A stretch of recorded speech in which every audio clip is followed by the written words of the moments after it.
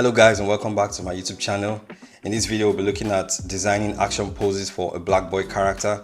This is like a continuation from the previous video about designing an exceptional black boy character. If you haven't seen that video, please check the link in the description. If you haven't yet subscribed, please don't forget to do that. Like, share, comment, subscribe, hit the notification bell. I am now on Patreon, so don't forget to support me if you want to. In the previous video, I designed 4 options for one character, and I decided to conduct a poll on Instagram and YouTube, and this is the result. On Instagram, 46% of people voted for option B, and in a distant second, 25% of people went for option C. On YouTube, 34% of people went for option D, and then in close second place, 32% of people went for option B. But I felt really bad because I kind of liked option C. Damn. So after taking into account the results of the polls done on Instagram and YouTube, I decided to go for B. So we will be retaining the way he looks, his proportion and the shape language, his hair. We're retaining all of that. Then I will be stealing ideas from here. Also, I like the way this guy has the pack of arrows behind his back. It's more convenient than hanging it here, so I'll be taking that idea. I will also have him hold the crossbow instead, and I also realized after doing a little bit more research that I overlooked certain things with respect to the design of a crossbow, a functional crossbow, because a crossbow doesn't really have this component like fused together with this part. So this part is supposed to be flexible, so I made corrections to that as well.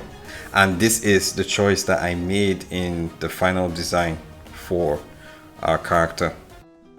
So I start by doing a really rough and loose, dirty sketch just to get an idea of the overall shape, and I go ahead and start doing the action pose. This one, he's jumping and shooting, he's jumping backwards and shooting his crossbow, and then working on the second one where he's holding a crossbow and just pointing it down. I failed at this sketch, this idea at first, because what I was trying to do was him, kind of being scared and pointing his crossbow at something. So maybe this is his first time of seeing or encountering the monster, the sea monster, and he's kind of scared, so he's approaching it with caution. And that was the idea of that particular sketch. So I began the 4th action pose and was thinking about what if he was falling into the water. Maybe he failed at this attempt to kill the sea monster, and he was attacked and fell into the water, and he's kind of drowning. It's almost like that all these lost moments in a story where it looks like the hero has encountered a close shave with death. Anyway, that was that for that pose, and I moved on to the 5th one. This one I spent an ungodly amount of time on it because I was having some issues with getting the anatomy right, and this happens sometimes when you are doing drawings without reference. So if you want to save time working on a project, if you have a very, very tight schedule, I would advise you to make sure you use references just to save you time. But this one, I wasn't really thinking about that. I just wanted to see how far I could push it, by heart. And it was pretty tough, but at the end of the day, it paid off. So I was just going back and forth on the same sketch, the 5th one, and this one, the head wasn't really quite working for me, so I had to go back and make corrections again. And this thing was pretty stressful because I was on the verge of, I was at the point where I thought, this thing was, I was happy with this, but sometimes when you leave your work desk and you come back and look at it and you see something completely different and you just realize that that was a terrible idea, So, and that's one of the reasons why I do a lot of flipping around, flipping horizontally, because I need to be sure that the sketch is well rounded and that it works in both mirror directions. So I tidied this one up, and the rough sketch was really rough. That's why I went back to clean it up. I usually like to do it this way rather than do draw overs. That's just my own personal preference. Whichever way works for you, I advise you stick to it. So with respect to line work, it's always advisable to keep your lines as clear and readable as possible. So this is the way I draw. You don't have to draw like this, but what I usually tend to do is that I use one stroke to convey the idea rather than having multiple strokes. Some artists like to do like scribbles, they like to use like lines like this. I'm not a fan of that, but anything that works for you, as long as you're able to communicate the idea clearly and we can see your intent. So this is usually my approach, and I always think about curves and straights as well. So for example, in this part, you can see that this line is curved and this one is straight. So I'm always thinking about that as well here. I'm thinking about something like that here. It's everywhere, especially in the thigh area. You have to think about making your line more interesting, because if you just do like parallel lines, it doesn't really make sense because we don't have parallel lines in nature, right? So you have to think about ways to make your lines more interesting as opposed to just repeating the motif. And this also applies to the hair. For example, if you look at the hair area, you can see that I'm not repeating the shapes. Like for example, this line and the line right next to it is different. If I did this, it would look terrible. So you don't want to repeat the same motif. You kind of have to shift things around like that so that it's not the same. Because when you have repeated line work or repeated line patterns, then your work starts to look boring. The same thing also applies in this area. You can see how the lines are slightly different from each other. This one is different, this one is different. This one as well, different from this one. Same thing too with this one. It's different from this one.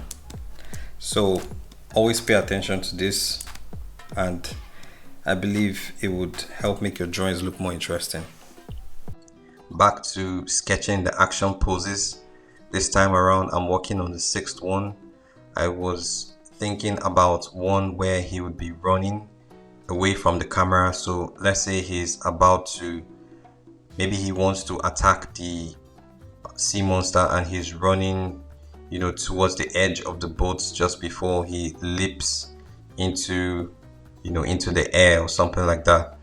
He's running, and I was thinking about how to make this one as interesting as possible. I didn't want him to run sideways like a profile view, because that would be quite boring. So I wanted to try something where he would be running in perspective, like running away from the camera, so that we have more of foreshortening happening as opposed to him running sideways. Because if you look at the pose where he's shooting his crossbow into the air, we are already exercising the liberty of a profile view with that. So I didn't want to repeat the same profile view sideways. I went back to that same sketch and cleaned it up. Like I said, I prefer to work this way. It's just my own personal preference. Some people like to do draw overs. They reduce the opacity of their sketch, their original sketch, and then do like clean up draw overs over that. I've noticed that over time, from experience, that when I do draw overs, my drawings end up sucking more. So and it sometimes it's really hard to retain the original sketch, because sometimes when you do something the first time, you really kind of nail it and get something really special and unique, and it's hard to replicate that same thing again. So I tend to keep the original one and just keep correcting that one rather than doing a sketch over that. I had this experience, firsthand in while working on a project at Marvel Studios. I designed a character that you're not gonna believe it. It was almost impossible for me to draw this character again. Like, the first sketch I did of that character was the same sketch that was used all the way down to the end of that project, because I tried to do the same character sketch again and it was almost impossible. So yeah, after having that experience and a few others, I just realized that maybe my workflow has to be different. So I decided to do less of draw overs and draw over cleanups, and more of correctional sketches. So that's why I usually spend a lot of time correcting the original sketch rather than doing the draw overs on top. So I spent some time also on this one. I was thinking about secondary motion with the way his arrow pack is hanging in the air, and I was thinking about using the beads as strap, almost like the straps of a backpack. I really liked the idea of having the pouch of arrows float in the air to sell the fact that he's running really fast. So remember, the shape language of this character is a rectangle and a circle.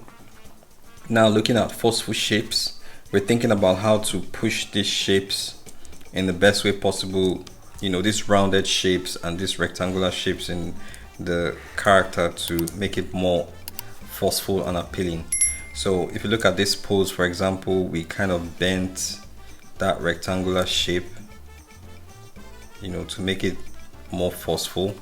So this rectangular shape, we can imagine a force being applied here to push that shape out to give us this kind of shape, as opposed to just a rectangular shape that we see in him standing in this pose. However, in this pose, I try to bend it a little bit so that it's not just straight, it's actually bent, but not as much as this one, but it's also bent. The same thing too applies with this pose. You can see how we pushed that shape inwards to create this curve, and that is one way of making this drawing look more dynamic. Then if you look at some of these details here, like the arm, for example, I could have drawn this arm like a straight rectangle, and that will not be bad depending on the style, your design choice. But I decided to give some variation here. Like, if you look very well, you can see there are some shape definitions happening there. This, I'm exaggerating it right now, but you get the idea. So this is like his triceps, protruding out there, and it still brings to light the whole idea of straights and curves, because what's happening on this side is different from what's happening on this side. And this is how I try to make the shapes look more interesting.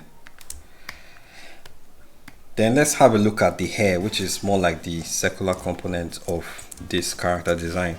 So you see that I have pushed the hair to follow the movement of the body. So this hair is leaning backwards and resting on his back, while this other one is falling down like that. So these are ways to make the shape more interactive and more interesting. Moving on to this character, we see that there are directional movements going on downwards, because that's the direction he's falling, right? He's falling downwards, so it makes sense that this arrow will be pointing in this direction. However, it creates like this interesting shape with the hair that is following this movement. So it's a principle in animation called drag. You know, this is the idea behind this. The hair is following the action of the head, the movement of the head. The same thing too with this one. You can see that there's almost like this huge mass shape moving in this direction, because he's moving backwards, right? His hair is attached to his head, right? But the hair is not leading the action. His head is leading the action. The hair is following through with the action. So it's kind of trailing behind, and that's why we have this shape. And this shape is really interesting because, you know, if you look at it, it's kind of looks like a candle in the wind. So imagine this was a candle and this is the flame. So the flame is moving backwards. As the candle is moving forward, the wind is pushing the flame backwards. So these are really interesting ideas, and how I try to make the shapes more forceful with action poses. So we are down to the home stretch with coloring. By now, if you watched my previous videos, you know that I have only one method of coloring. It's pretty straightforward. I just do like a general silhouette. I have this tiny guy, you know, there on the page because I need to be able to color pick the colors that we already figured out in the previous video. So I was just using that as reference just to make sure that I don't have to go through the headache of figuring out the colors or matching the colors like before. And while the coloring is going on, I'm also going back and making corrections to the sketches. By now you guys know that I have a very scattered process. I don't really have like a set process. I work things out as I see them, because sometimes if you leave these things, you might forget. So I like to deal with them as I go and make these corrections. Some parts were not really working. It's funny because we are already in like the final sketches, but then, you know, you could see some things that don't really work, like the hair of the pose, the action pose where he's falling in the water. The hair was looking too big to me, so I decided to reduce it and add more line definitions to the hair. I also added like a blue tint to the sketch where he's falling into the water, just to make it look different and to sell the idea of him actually falling in water. At this point, I was very happy with the results. Please don't forget to like, share, comment, subscribe, hit the notification bell, and I'll see you in the next video.